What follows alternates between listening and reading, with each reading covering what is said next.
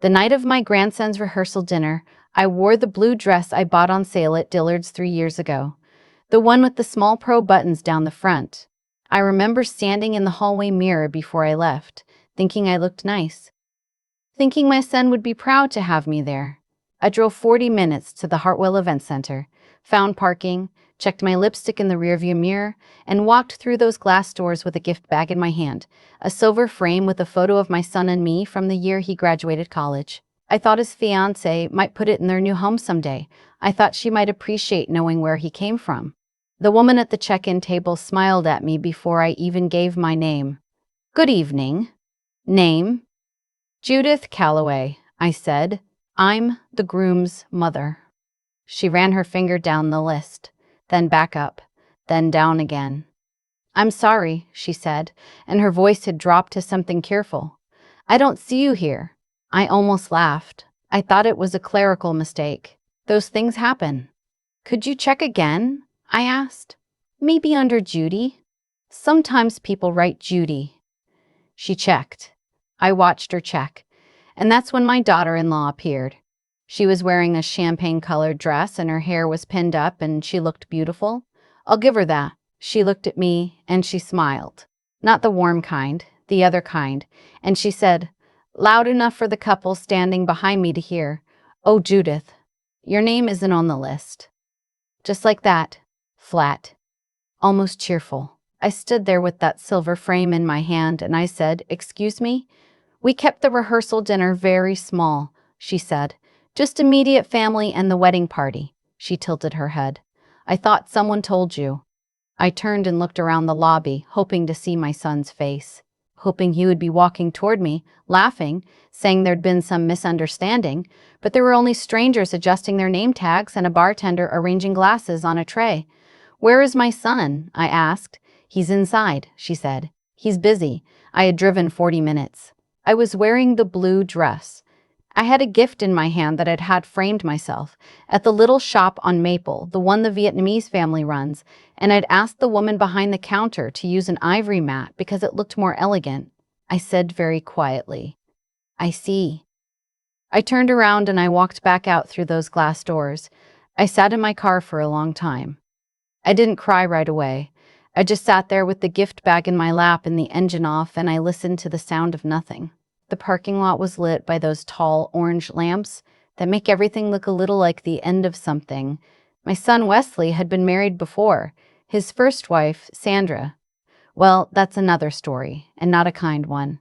When that ended, I was the one who let him sleep in his old room for 4 months. I was the one who made him dinner every night even though I was 62 years old, and my hip was giving me trouble and I was still working 3 days a week at the dental office where I'd been a receptionist for 19 years. I didn't complain about any of it. You don't complain about your children. When he met his fiancée, Renata, at a work conference in Charlotte, I tried. I really did. I invited her to Sunday dinner. I asked about her family, her job, her opinions on things. She was polite the way a person is polite when they don't particularly want to be in the room with you. Wesley told me once when I said I thought things felt strained that I needed to give her time. He said she was private. He said I was reading into things. I gave her time. 3 years of time. When they got engaged, Wesley called me and I cried, the good kind of crying, and I said I was so happy for him. I meant it. I wanted him to be happy. I wanted him to be happy. I wanted a second chance at a family for him. 2 months later, he called and asked if I could help with the wedding costs. He said things were tighter than they'd expected. The venue they wanted, the caterer, the band. It was more than they'd budgeted. I want to say I hesitated. I want to say I asked questions. But I didn't. He was my son. I took $38,000 out of the savings account I'd been putting into since his father died in 2009.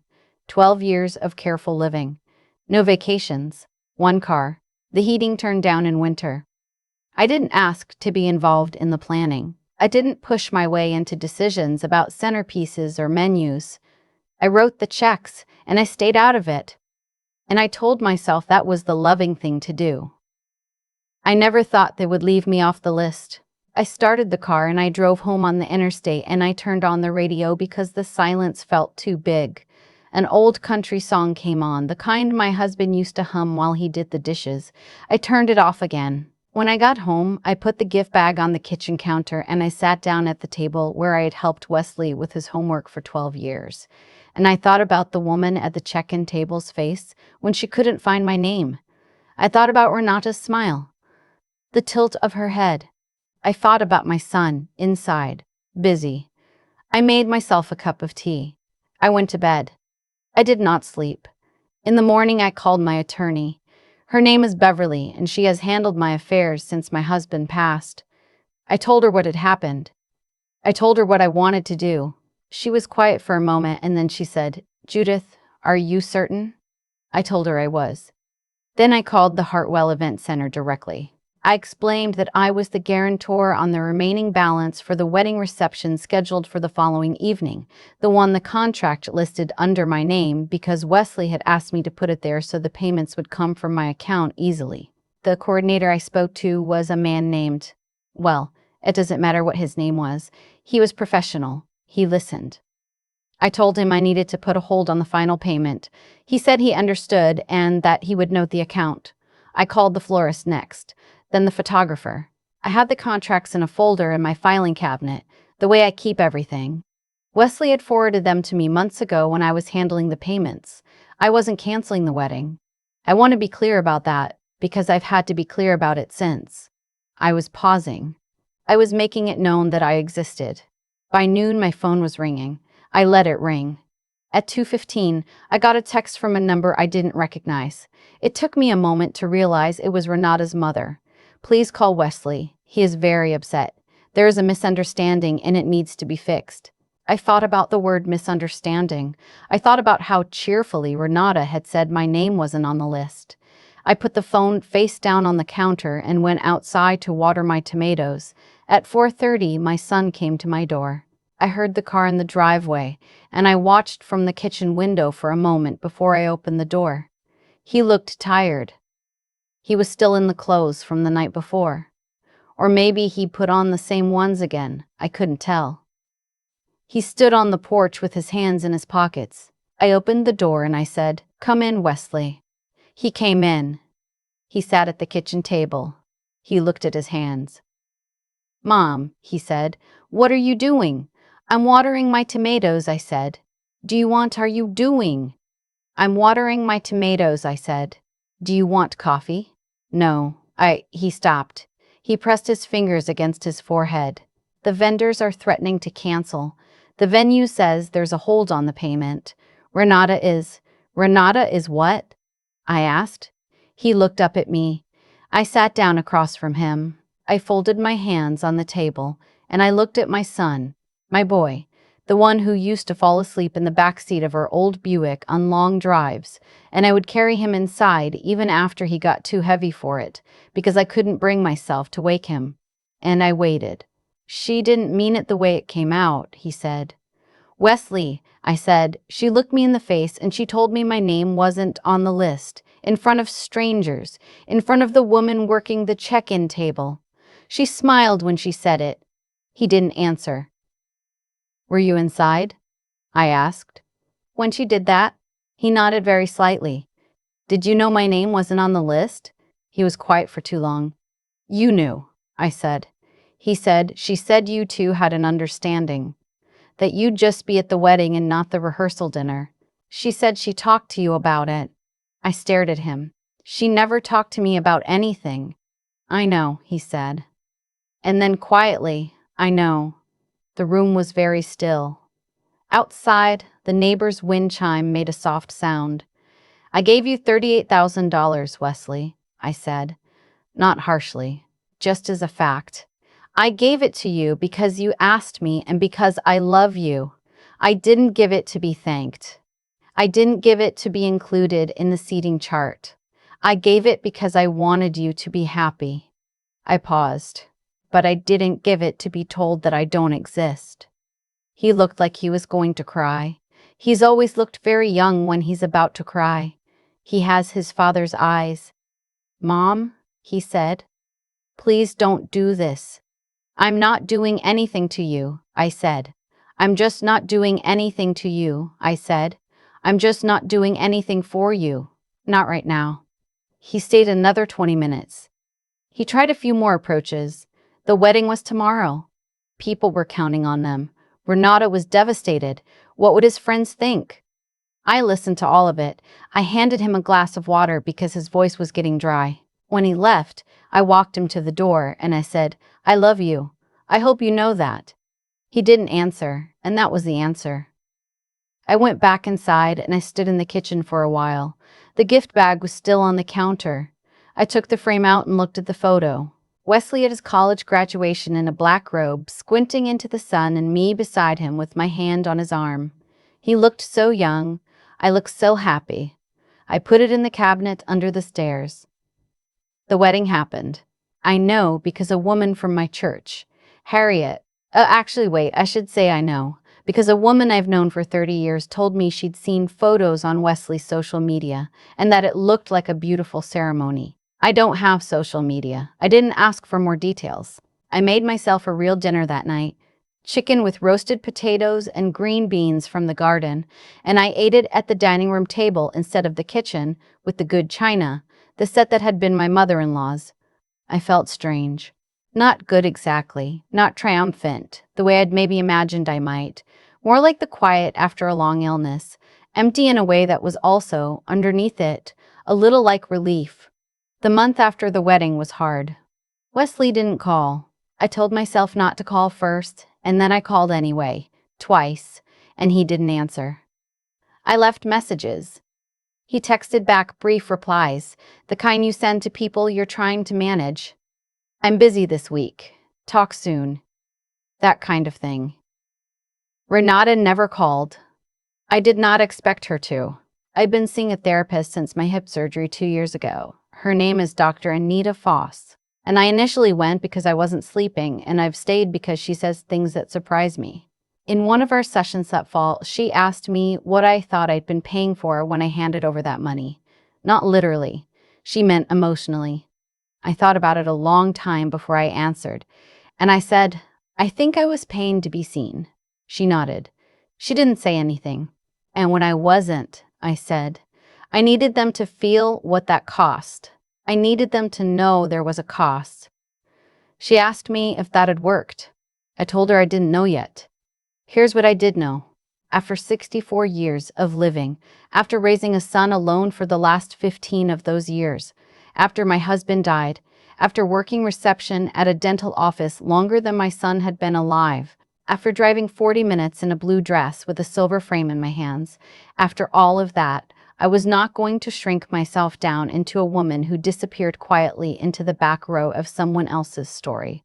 I'd spent a lot of years being the person in the back row, being grateful, being careful, being understanding about other people's feelings and flexible about my own. I was done being flexible about my own. That winter, I did something I had been thinking about for years and never done. I signed up for a watercolor class at the Community Arts Center on Tuesdays. I had always loved painting when I was young, in my 20s. Before real life arranged itself around me, I used to sketch the view from my apartment window and paint badly and love it completely. The class met in a room with big north-facing windows and a dozen folding tables and a teacher named, it doesn't matter. He was patient and funny, and he had paint on his forearms every single week, and he never once made me feel like I was behind or wrong. I was terrible at first. Not in an interesting way, in a genuinely bad way. Muddy colors and warped paper and proportions that made no sense. I didn't care. I went every Tuesday. I bought myself better brushes. I painted bowls of fruit and winter trees and the corner of my backyard where the bird bath sits. In March, I received a letter from Beverly. I had asked her to prepare some documents and the work was done. I'd decided against revising my will entirely. Wesley was still my son. Whatever else had happened, that fact remained and I wasn't prepared to erase it. But I did make one specific change. I had been planning to leave Wesley and Renata enough to make a real difference. Money that could go toward a house, toward their future, toward anything they chose. I kept some of that intact, but I moved a significant portion into a trust. The trust had one beneficiary, my granddaughter Lily, Renata's daughter from her first marriage, who was 7 years old and who had, at a Christmas dinner 2 years earlier, come and sat beside me while the adults argued about something in the kitchen. And she had taken one of my hands in both of hers and asked me very seriously if I knew how to play rummy. I did not. She had taught me. We'd played 4 rounds on the kitchen floor and she'd beaten me every time, and she'd been very gracious about it. I was not doing it to punish her parents. I want to be careful about how I say this, because I've had to say it to Beverly and to Dr. Foss and even to my sister in Oregon. When I told her the whole story on the phone one Sunday afternoon, I was doing it because that little girl deserved someone in her corner who wasn't caught up in everyone else's calculations. Lily didn't know about it. Her parents didn't know about it. I didn't tell them. April came. The tulips I planted along the front walkway came up orange and yellow, the colors my husband always liked. I photographed them and almost texted the photo to Wesley before I remember how things stood, and then I sent it to my sister instead, and she sent back a string of flower emojis that made me smile. Late in April, Wesley called. Not a text. An actual phone call. I answered. He didn't say hello the way people say hello when a conversation is going fine. He said it the way you say it when you've been working up to the call for a while. Mom, he said, I owe you an apology. I was standing at the kitchen counter with a cup of coffee and I didn't say anything because I've learned that when someone is finally saying the thing you've waited a long time to hear, the kindest thing you can do for both of you is not interrupt. I knew she'd taken you off the list, he said. She told me it would be less complicated. I told myself you'd understand. And I let myself believe that because it was easier. He paused. That was a cowardly thing. I was a coward. I sat down. I've been thinking about it a lot, he said. About what you said. About being seen. His voice cracked just slightly on the last word. I heard you say that, and Mom, I heard you. We talked for 45 minutes. It was not an easy conversation. He told me that things with Renata were more complicated than they'd seemed from the outside. He told me he was trying to figure out what to do with that. He wasn't asking me to fix it, and I didn't offer to. He was just, finally, talking to me the way a grown man talks to his mother when he trusts her with the real version of his life. I told him I loved him. I told him I wasn't going anywhere. I didn't tell him about the trust. Not then. That summer, Wesley started coming to Sunday dinner again. Not every week, sometimes every other, and Renata came twice, and those evenings were polite and careful and not yet anything more than that. I didn't push. I kept the conversation easy. I asked about her work. She asked about my tomatoes. I don't know what their marriage will look like. I don't know if it will last.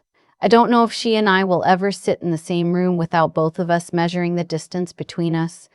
What I know is that I stopped waiting for permission to take up space. My Tuesday watercolor class ended in June. I signed up for the next session.